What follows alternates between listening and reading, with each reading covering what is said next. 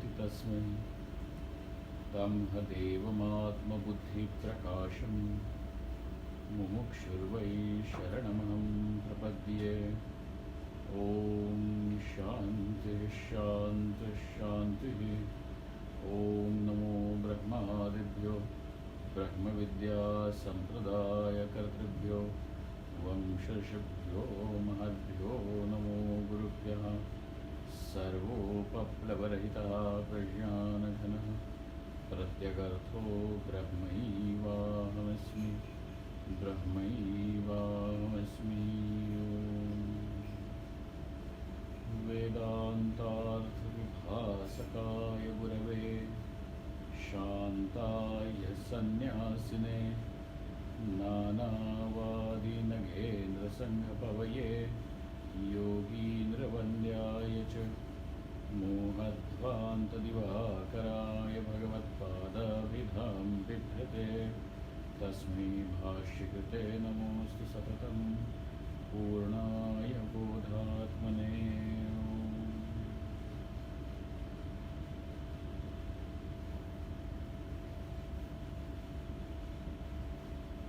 So the search to find fulfillment is the basic human pursuit.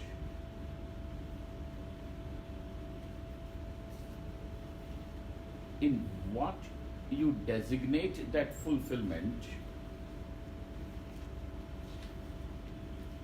could be different. Somebody can say that, I'm going to find fulfillment in earning more money. Somebody says that in building relationships, in acquiring power, position, recognition, whatever, so on and so forth. But one thing for sure, and that is that each one is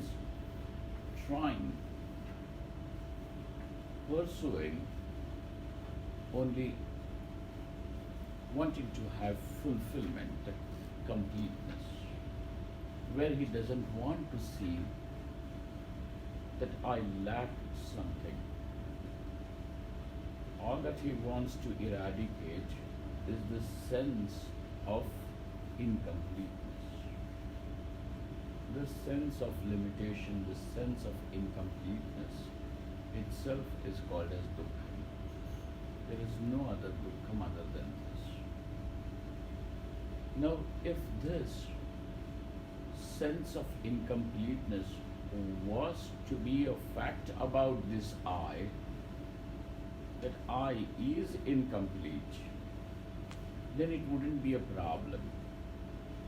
If it was to be the nature of I, it wouldn't be a problem, because if something is natural to you, it doesn't become a problem. It's natural for your eyes to see colors and forms. It is not a problem. It is natural for the monkey to jump around. If the monkey is not jumping, then it is a problem. You're going to say the monkey is sick. So something what is natural can never become a problem.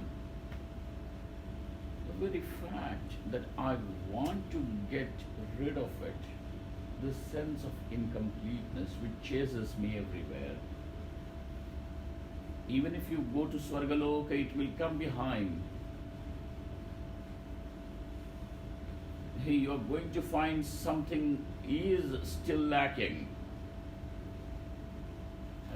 Even if you become the Indra, and you still will find that there is something that is lacking, needs to be acquired, attained, wanted. It is not natural. It is not natural because all your life you're sincerely striving to get that out, eradicate it. If it was natural, why would you? Nobody tries to see through the ears, or nobody says that I have problems because my eyes are able to see. Natural. It is not. You're trying to get that out. So now, there is something to be understood that this pursuit, wanting to be complete, is not a pursuit, a desire which is implanted from outside by anyone. Wanting to have a particular kind of a car, house, things, these are desires which are imported. These are implanted from outside.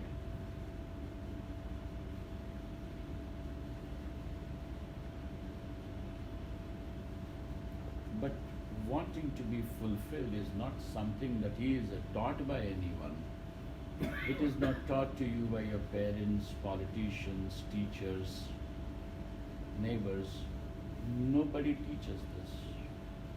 It is a most natural desire.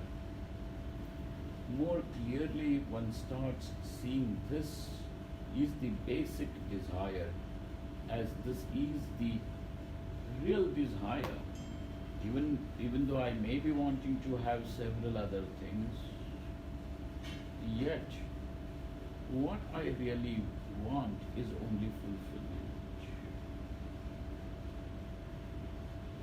One more thing that I must tell you at this point, that the Shastra recognizes there are these three kinds of desires. All your desires can simply sit into these three categories.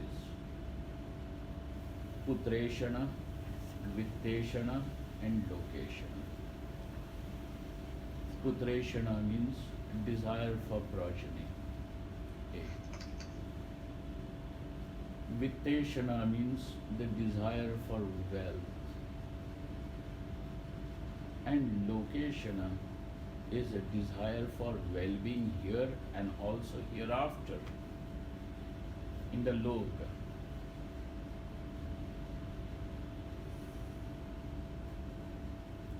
All your desires you can accommodate in these three categories. Therefore, it will become very easy to handle then after. Just have these three. Putra, Vitta and Loka. Eshana means desire. Whether and at certain point, certain desire may be very prominent.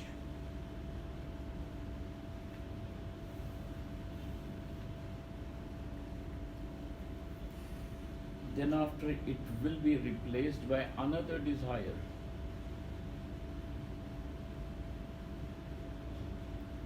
So that what you felt was important and wanted to have once upon a time, it just becomes insignificant after some time.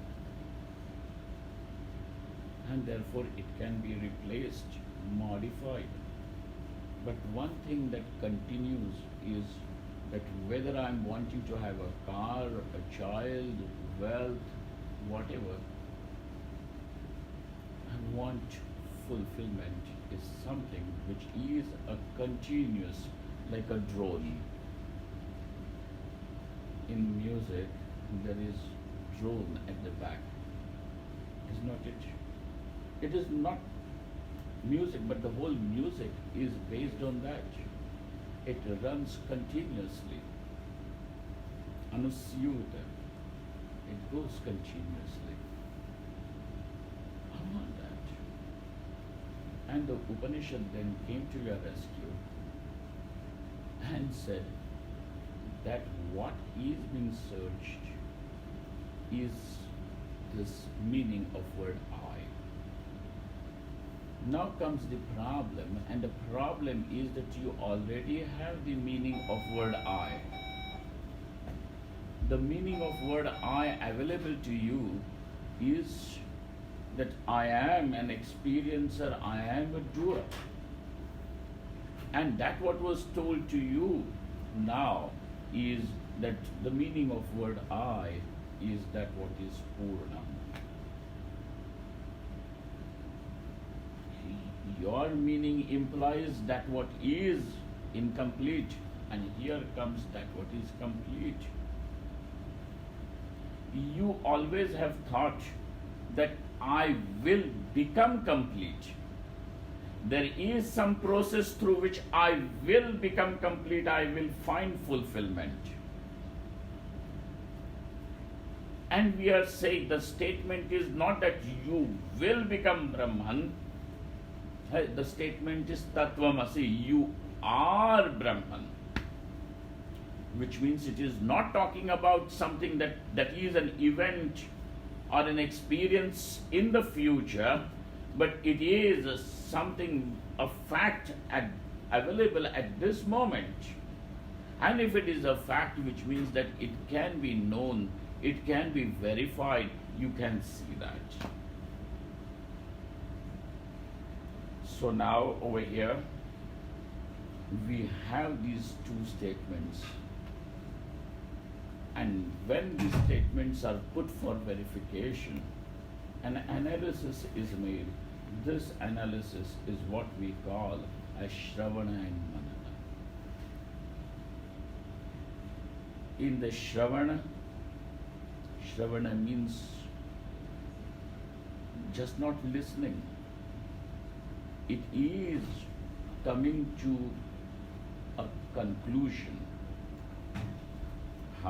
Shravana is not simply listening, and listening with attention also does not become Shravana.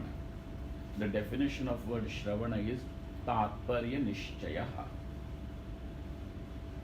The definition of word Shravanam is Tatparya Nishchayaha or Tatparya Nirnayaha.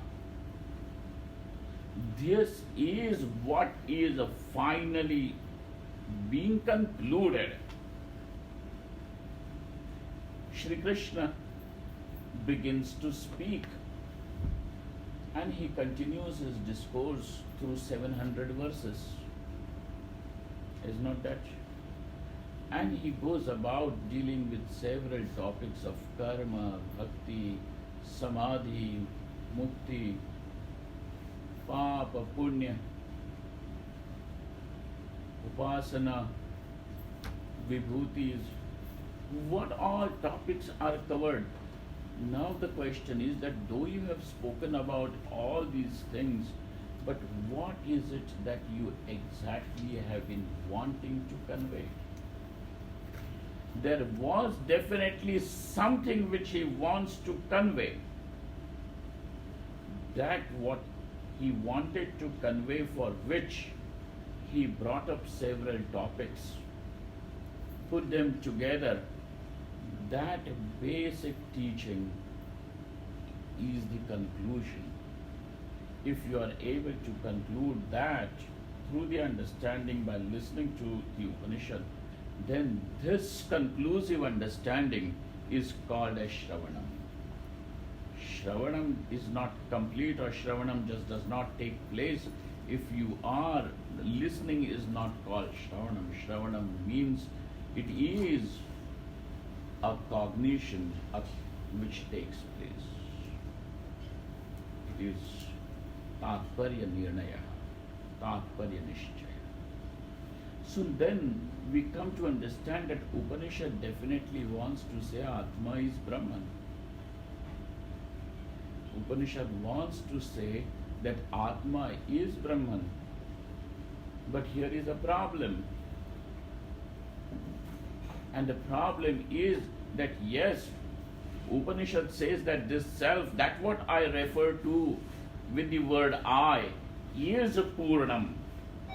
Yet, there is one thing, and that is I am not able to understand how is it possible.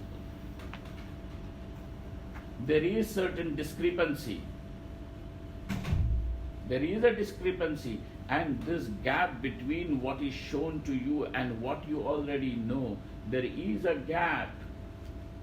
This gap is then comes like a doubt. This is called as a doubt, where the link is not being able to, you are not able to establish the link. That itself, this state of mind, then becomes a doubt, where both the things have an equal weightage. That Yes, Upanishad saying that Atma is Brahman is true. But at the same time, I find that I am experiencer, I am a doer, I am doing something right and wrong, good and bad. And as a consequence, I am experiencing joys and sorrows. Papa Punya is there, Sukha Dukkha is there. So I am the Karta of Papa Punya and I am the Bhokta, experiencer of the joys and sorrows. Now here there are these two paksha, there are these two sides which are available, and both of them are equally, what do they say? Yes. Both the pakshas have equal weight. Both the sides have equal weight. And now therefore, this is called as doubt. Resolving the doubt. How do you resolve the doubt? The doubts are not resolved by telling you that have faith. Doubts don't get resolved by saying that have faith. You have faith and that's why you have doubt. If you did not have faith that what Upanishad is saying is true, you would not even have this doubt, how can I be Brahman? You would have discarded it by saying that that's nonsense. Because you have this faith in the Upanishad as the Pramana, now the doubt comes, and therefore doubt is not something which is blasphemous, which is bad, as projected. In fact, the first Brahma Sutra begins as Athato Brahma Jignasa. There is a doubt what that Brahman is. Kim tat Brahma? How can this Atma be Brahman? This doubt is held because this is the prerequisite for the knowledge to take place. Now the analysis would begin. This analysis then is called as Mananam. This is called as Mananam. Mananam is not repetition. Just to repeat Aham Brahma, Aham Brahma, Aham Brahma would become Japa. Mananam is not called as Japa. Mananam is this employing the logical process. Mananam is employing that process through which the doubt can be resolved. A rational, a logic needs to be brought in. And that's why we are not saying that, give up logic and stop thinking rationally if you are spiritual. That is not the thing. In fact, this is a prerequisite you will require. In Viveka Chudamani, Bhagavan Shankaracharya writes, how should that student be? He says, Uhapoha vichakshanaha. He should be an adept with uhapoha, uha and upa uha, uhapoha. He should be able to bring logic from both the sides, and now let him go ahead and come to a conclusion. Uhapoha vichakshana. Mananam. So when the knowledge is free from doubts and any contradiction, then that knowledge becomes capable of removing the ignorance completely.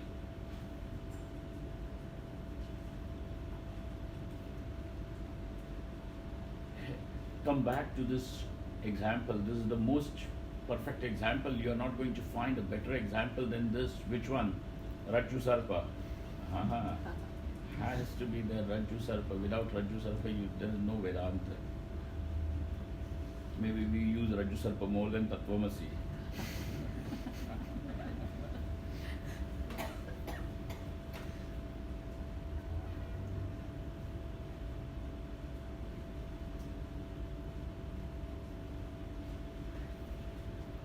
Seeing the snake or experiencing the snake is only because you did not know that it is a rope.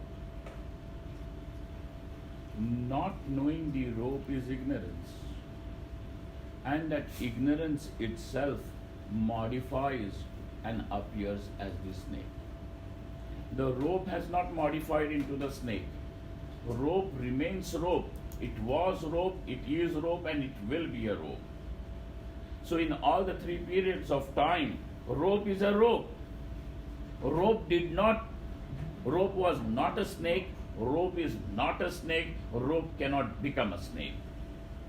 So the possibility of it being a snake is not there in all the three periods of time. It is a rope. Not knowing it is a rope is ignorance. Now this ignorance itself changes, modifies, and projects itself as the snake. Right? Now you are seeing the snake. Say suppose a person whom you trust, let's say your father comes and says that it's not a snake, it's a rope. Okay? The light is still inadequate in the room, but your father tells you that it is a rope. You know, you trust your father's words that it is a rope. You trust. You stand over there, but you still have doubts. When he says it is a rope, it can be a rope, but it also could be a snake. It can be a rope and it could be a snake. In both the statements have equal weight, and therefore this state is the state of doubt. Though there is knowledge that it is a rope, yet that knowledge has not become a firm knowledge because there is presence of doubt. There is a presence of doubt. It may be a snake, sir, I don't know. And it could be, well, I feel that it is moving and it is calling me. Nagina version. You know? Shridevi type snake calling you. Then there is even viparyaya, the contradictory feeling. Now this contradictory feeling supports the doubt, provides the fuel to the doubt. And therefore, whenever the knowledge is infested with doubt and contradiction, which means samshaya and viparyaya, wherever the knowledge has got samshaya and viparyaya in its womb, that knowledge is not able to remove the ignorance. You have concluded that the Upanishad has to say that Atma is Brahman, but you have doubts, and along with the doubts, you also have the viparyaya that I am a doer. Someday I will meditate and have Brahma Sakshatkar. That is what you are saying, right? One day I am going to meditate, and then Brahma Sakshatkar I will have. So, in which you are emphasizing that you still are an experiencer. You are an experiencer. I am going to do this samadhi abhyasa as a result of which I am going to experience. So which means the continuity of I as the doer and the experiencer perpetuates, keeps going ahead.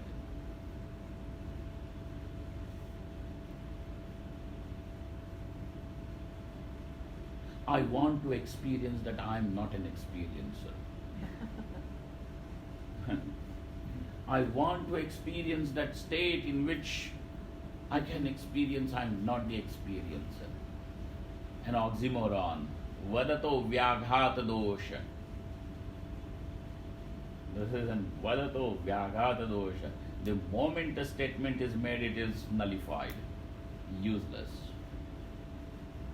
Then, when this happens, therefore now to remove doubt and the what do they call? Viparyaya, samshaya and viparyaya, you have these two processes, manana and nididhyasanam. Okay? Manana and nididhyasanam. What is that nididhyasanam meant for? To remove the viparyaya from that knowledge. Knowledge is that I am Brahman. The moment you have heard it from the teacher, Tattvamasi, this knowledge already has taken place. It already has taken place. It is not that, well, my teacher said, but I don't have the knowledge. No, it is already there. It is there. Only thing is that the presence of samshaya, viparyaya over there needs to be resolved. But my teacher has not blessed me with that experience of Brahman. Hey, come on. Don't talk nonsense. The moment the teacher said Tattvamasi, that knowledge is there, now only removing that samshaya viparyaya is left behind. Remove. So can you explain viparyaya once again? Viparyaya means viparita bhavana. Okay? Viparyaya means viparita bhavana, the feeling, the contradictory feeling. This is a table, and to feel that this is a table is in tandem with the object. True? This is a table, and then also to feel that this is a table, there is a bhavana involved, is in tandem with it. But say suppose looking at the table, I start feeling that this is a bus, this is a refrigerator. Now, viparita bhavana. You see the rope, but you feel that it is a snake. This is viparita bhavana. What you are seeing is Brahman, and what you are concluding is that there is this Jagat and this is a Jiva.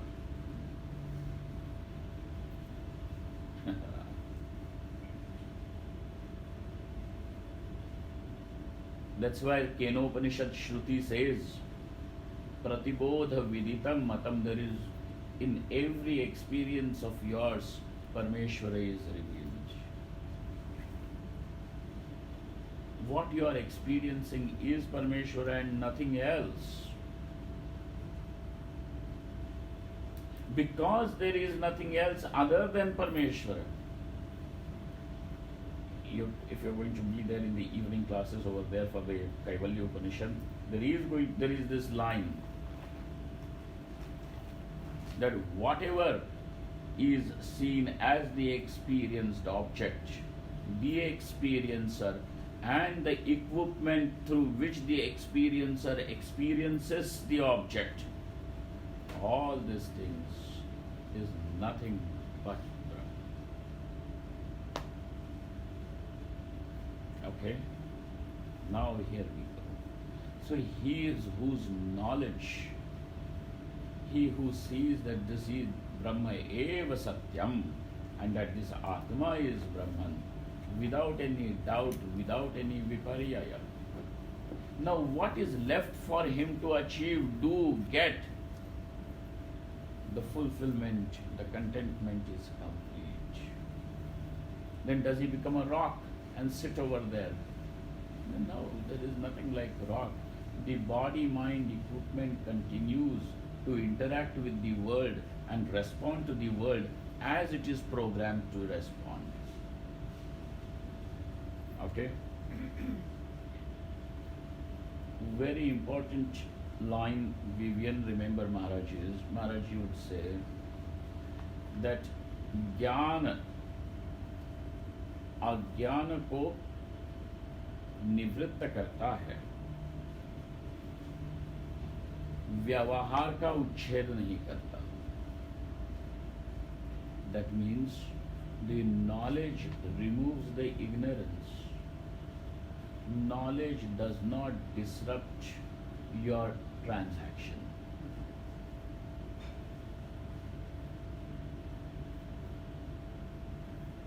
Now those people, we come across, they say, well, if you see everything is Brahman, then your roti is also Brahman, this stone is also Brahman, why don't you eat stone? What logic is this? What logic is this?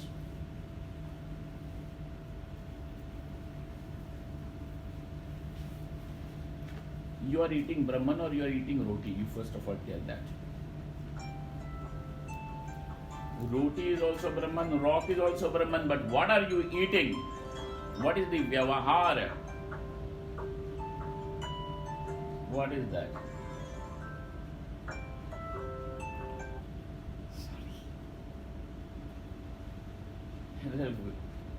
So knowledge removes ignorance, knowledge does not disrupt the vyavahara, the transaction.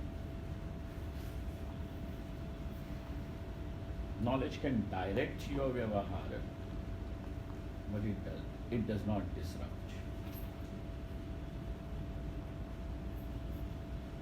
So the body and mind which is equipped, which is programmed to respond to the world in a particular way, it continues to respond. But there is one thing which will happen, and that is, because this person finds that he is fulfilled, there is nothing much wanted, and therefore there will be a natural uparama. There will be a natural withdrawal. This withdrawal we call as sannyas. There will be a nivritti which is called as sannyas.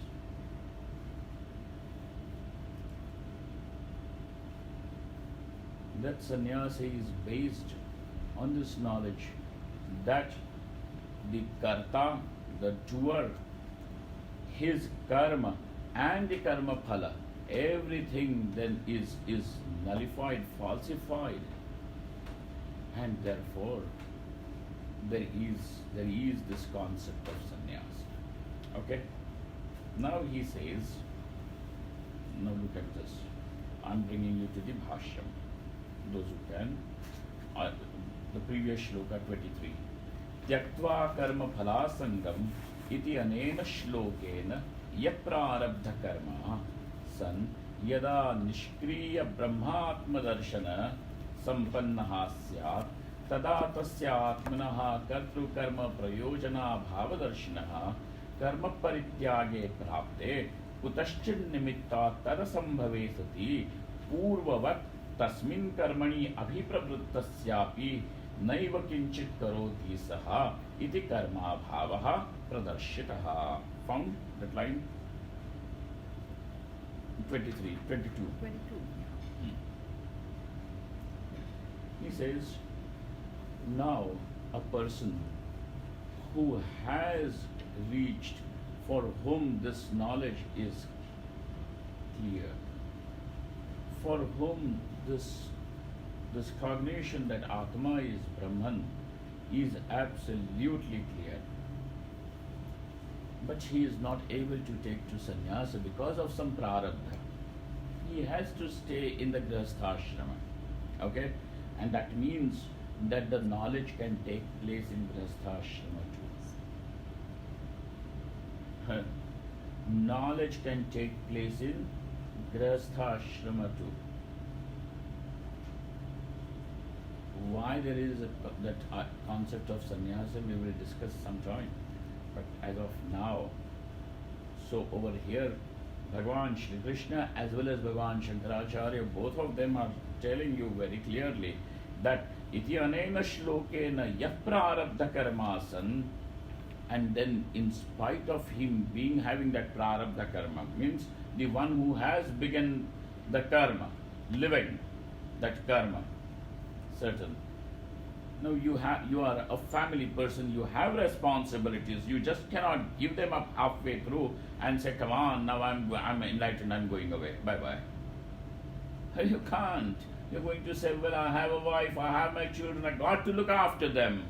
I have certain responsibility. Prarabdha karmasan yada nishkriya brahmatma darshana sampannaha syad, and he becomes he gets endowed with this Brahma Darshanam, knows.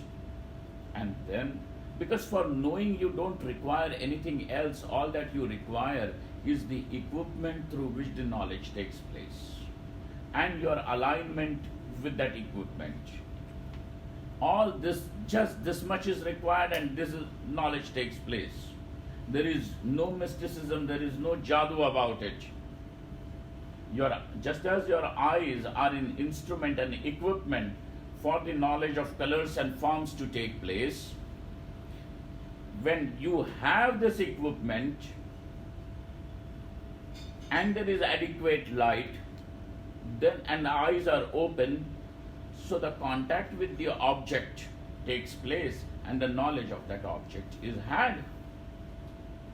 Knowledge of color and form, the shape, etc. is had. What did you do in that?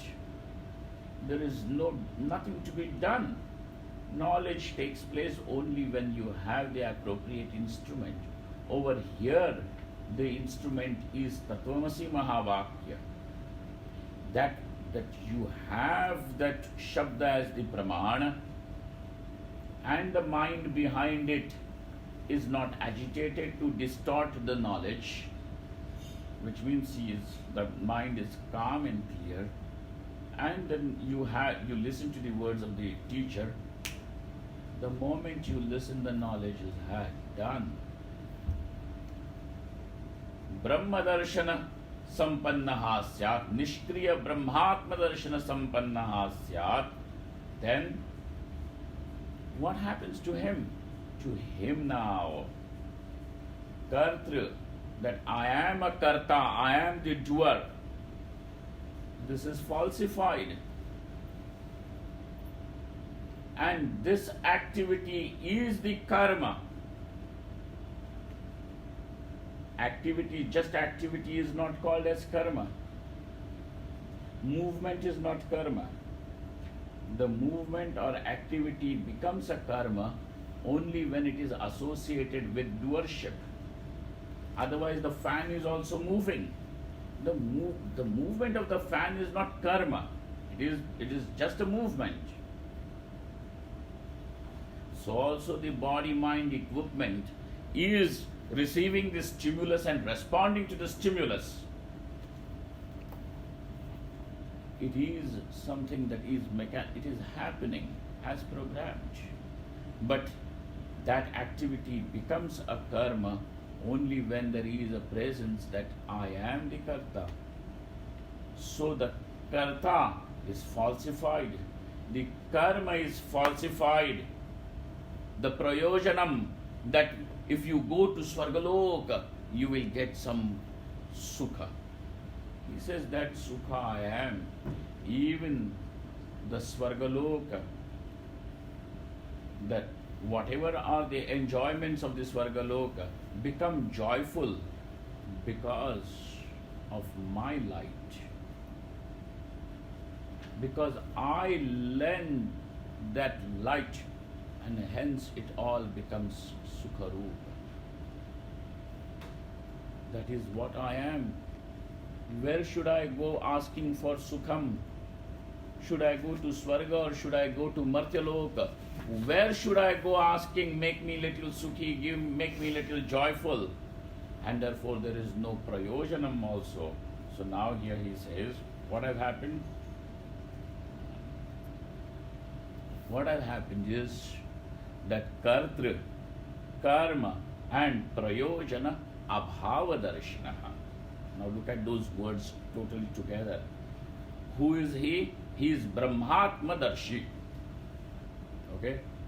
Who is seeing that Atma is Brahman, is brahmatma-darshi. No, he who sees Atma is Brahman. There is Bhashyakara Bhagavan is giving one more thing to make the whole picture clear, and he says that he sees abhava, not there. Of all these three, karta, karma and prayojana, phalam. क्या फल? क्या भोगने के लिए कहाँ जाओगे जब मैं भोगता ही नहीं? And therefore, karma parityage prapte, and therefore now there is nothing to be done, nothing needs to be done. So the sannyasa is a natural sannyasa which has come to him through this knowledge. There are two types of sannyasa. Sannyasa being taken for knowledge, and sannyasa which is the product of knowledge. There are two types. So the first one is called as the vividisha sannyasa, the second is called as the vidvat sannyasa. Post knowledge, for knowledge and post knowledge. So now karma parityage prapte. Now he can. The karma has lost its significance altogether. Along with the karta, along with the prayojana, the karma has lost its significance. So therefore, karma parityage prapte kutaschid nimittat tad asambhave. Because of some reason, there can be some reason, asambhava. It is not possible that he can take to sannyas. This is admitted. Now what happens over there?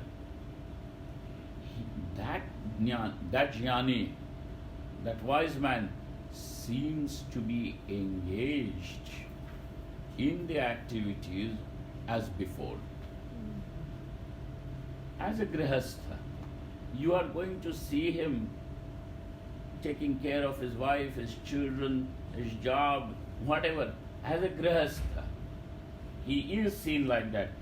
Karmani abhipravrittasyapi purvavat, as he always has been doing, purvavat tasmin karmani abhipravrittasyapi karma bhavaha. There is no really karma. He seems to be engaged, but there is no karma, because that understanding that the I is not karta is Brahman, and therefore this very understanding falsifies the karma. There is karma bhava for him. Yasya evam karma bhavaha darshitaha tasya eva. Now for such a person, this shloka number 23 has begun. Okay? Because from 23 only you jump into 24. It is not a something statement that is coming out of blue. No teacher speaks without some form of, what do they say, coherence.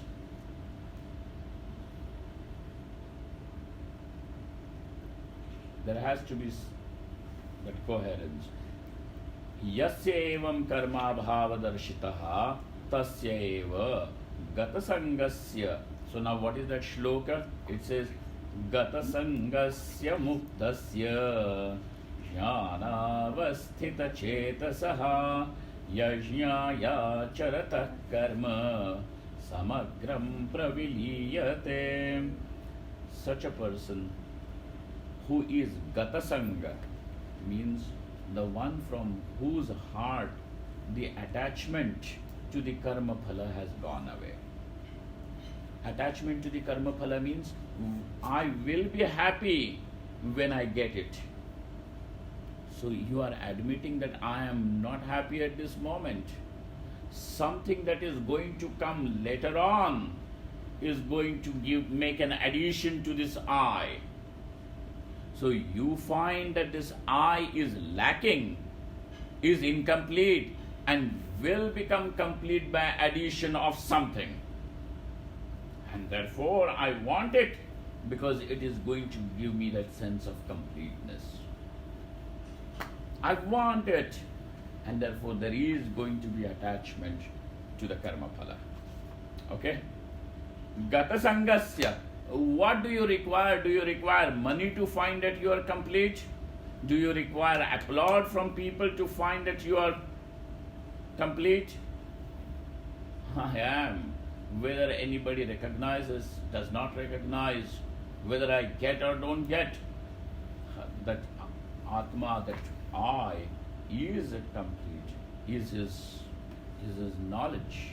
He sees it, and therefore gata sangaha, that attachment, something should get, next moment I should get a lottery, win a lottery.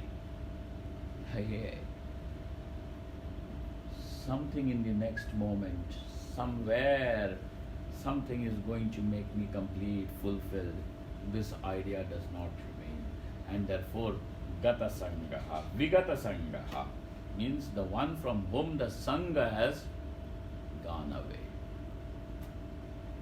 The attachment has gone away. Gata sangasya. How is he? Muktasya. Mukta means the one who is liberated. So of course, Bhagavan Shri Krishna is talking about Jivan Mukti over here.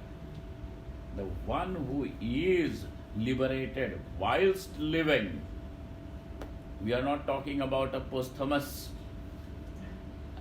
liberation. Muktasya. Jnanavasthitachetasaha. The one whose mind is well rooted in that knowledge. Chetasaha. Jnana means knowledge. Avasthita, rooted, firmly established. And then yajñāya charatah karma, then he may be doing things for yajna. Means, that Vedic lifestyle of doing the yajna, every grihastha was required to do the yajna. Whatever a grihastha actually does is yajna. You recognize and that becomes a yajna, otherwise it just becomes, without a recognition, it is living an ordinary life. You are sacrificing something for the children, for the husband is sacrificing something for the wife. You are living that way. Hey, there is a whole list of all the spiritual disciplines which was mentioned to you in the 4th chapter.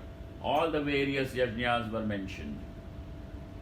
So now that grihastha who is living that Vedic lifestyle, over there, karma samagram praviliyate, the entire karma, entire samagram karma viliyate, praviliyate, gets dissolved. Gets dissolved means now that karma does not become responsible to give him any future birth. And birth means between birth and death there is sukha and dukkha. In fact, if you go to some of the older Mahatmas, they are going to say that there is nothing but dukkha and dukkha and dukkha and dukkha. There are intervals of sukha. Garva dukkha, being there confined in that womb, garva dukkham, janma dukkham, taking birth, then growing up itself is a dukkham, because your parents are going to tell you, do this, don't do this.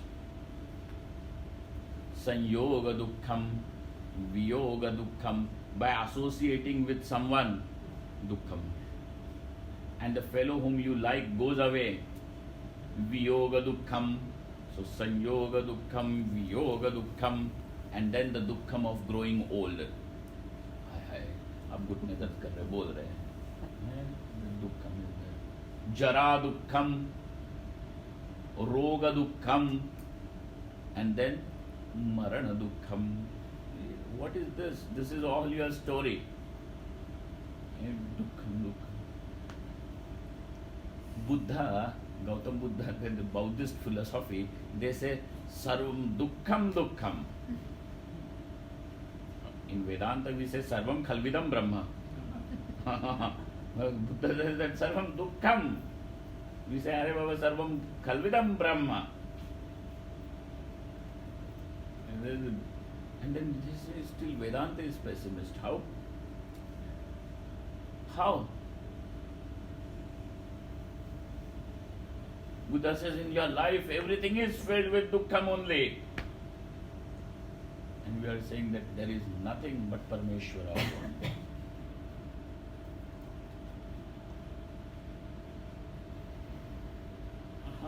How then Vedanta is more pessimist? I mean, those who have to call it pessimist, I don't know what standards do they apply to call it pessimist. Sarvam khalvidam brahma. There is nothing else but Parameshwara alone.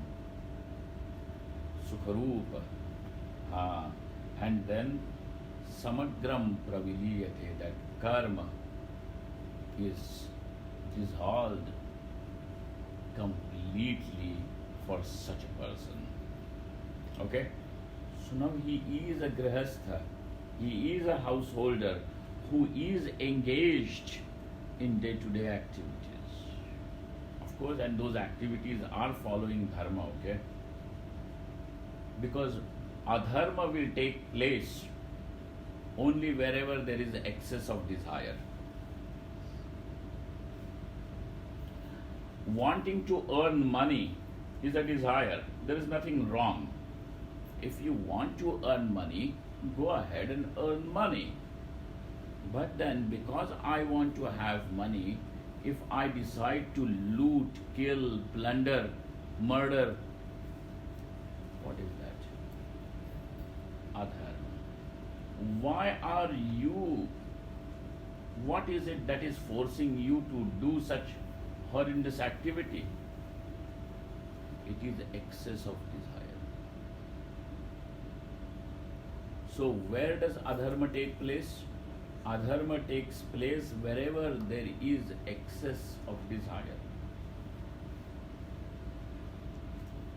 We are talking about a brahmajnani where forget about excess of desire, not even the legitimate desire. He has no desire at all, and yet he is functioning in the world.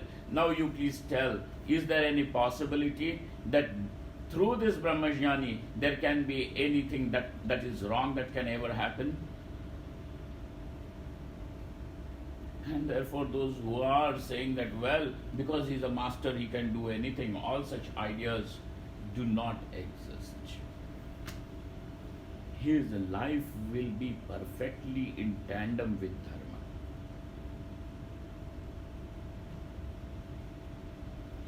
It will be perfectly in tandem, resonate with dharma. It cannot be otherwise. Satyam.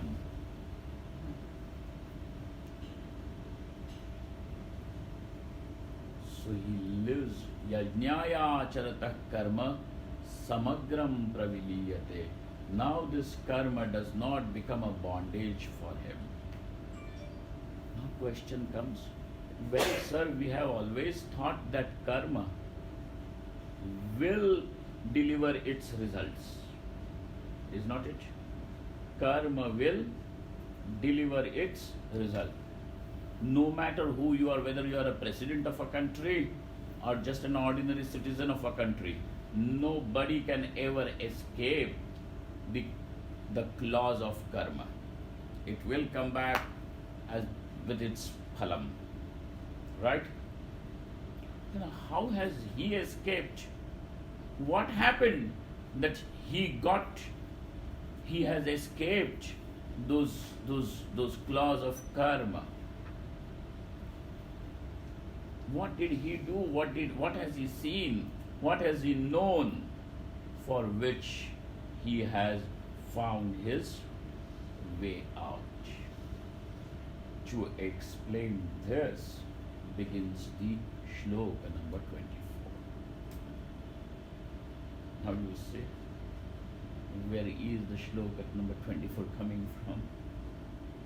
This is what he wanted to say. For a brahmajnani, how does he escape? What happened, sir?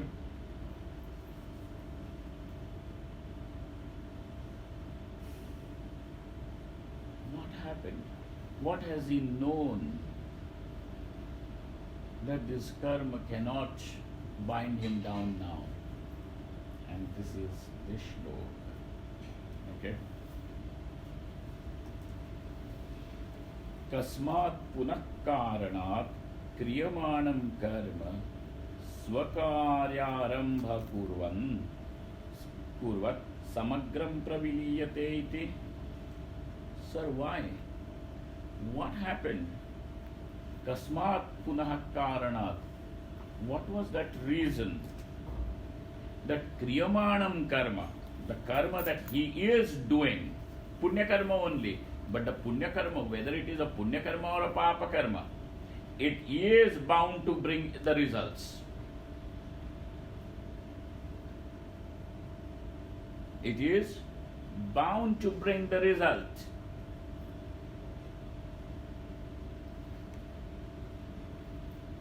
And therefore, even punya karma is also a bandhanam, a bondage, because it though it will take you to some higher worlds, higher forms of existence, yet it will keep you bound. It will keep you bound. It will make compulsory that you are born in some higher worlds, which means you still continue a relative existence, a small limited existence. Then swakaryarambham akurvat, without delivering its result. How did it allow him to escape? Samagram praviliyate. And that not only that he has escaped the karma, that karma by itself completely, samagram means phalena saha, along with the phala of that karma, is dissolved, like evaporated, praviliyate, vilayam. As if evaporated, gone. Sir, how is the question? And to answer this, and therefore he says, yataha, because